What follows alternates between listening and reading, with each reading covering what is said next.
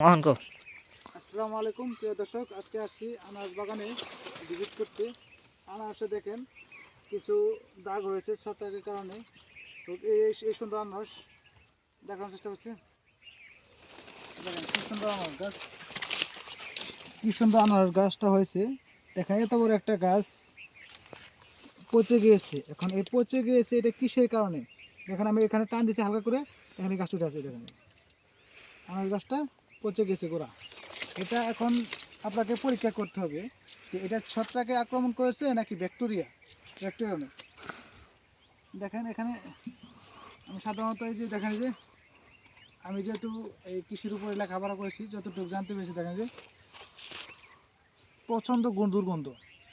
এই গন্ধটার কারণ কি জানে? ব্যাকটেরিয়ার কারণ। এটা ব্যাকটেরিয়া হলে পরে দুর্গন্ধ করে প্রচণ্ড।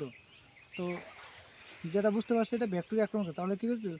এখন কৃষক ক্ষতিগ্রস্ত হয় কেন? যে ছত্রাকনাশক দেয়, যে পচামন ওষুধ দেয়, কাজ করে না। না, এটা তো বুঝতে হবে যে কোন রোগের জন্য কোন ওষুধ।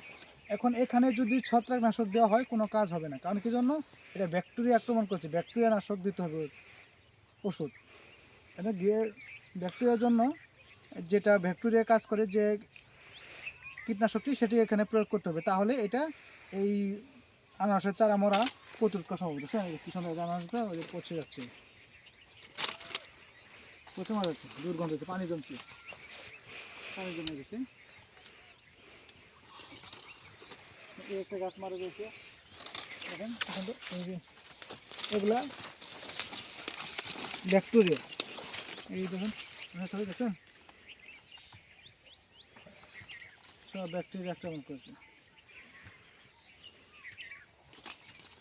এখন ব্যাকটেরিয়া নাশক এই জমিতে যদি ব্যাকটেরিয়া নাশক না দেওয়া হয় তাহলে কি একের পর এক ব্যাকটেরিয়া পুরো বাগানকেও ছড়িয়ে যেতে পারে। তো তার জন্য এটা প্রতিকার স্বরূপ আগে আমাদের কী করতে হবে? এখানে কীটনাশক ব্যবহার করতে হবে, ছত্রাকনাশক ব্যবহার করতে হবে এই আনারস পচা থেকে রোধ করতে হলে। তো দেখছেন এই বাগানে কতগুলো আনারস পচে গিয়েছে। এটাও সম্ভবত চলে যাবে যদি এটা ট্রিটমেন্ট না দেওয়া হয়।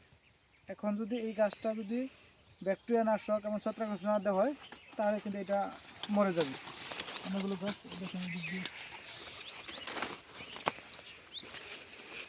ওই একটা গাছ দেওয়া আছে, এখানে যে অনেকগুলো গাছ কিন্তু পচে গিয়েছে বাগানের।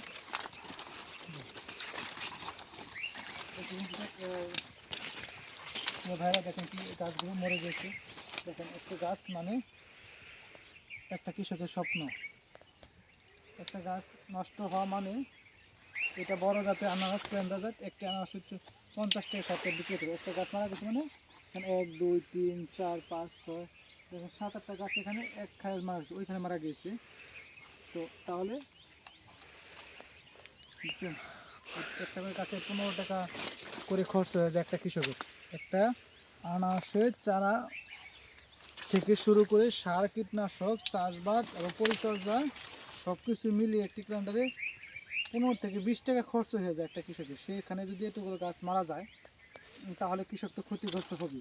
কিন্তু এটা কৃষকের অজ্ঞতার কারণে এটা যখনই অল্প কিছু আক্রমণ করলো তখনই যদি এটার মধ্যে ব্যাকটেরিয়া নাশক এবং ছত্রাকনাশক দেওয়া হতো তাহলে এটা প্রতিরোধ করা যেত। তাহলে এটা যদি এখনও যদি এই ছত্রাকনাশক এবং ব্যাকটেরিয়া নাশক না দেওয়া হয় তাহলে কিন্তু এই পুরো বাগানটাই কিন্তু পুরো প্রজেক্টে কিন্তু হুমকির সম্মুখীন।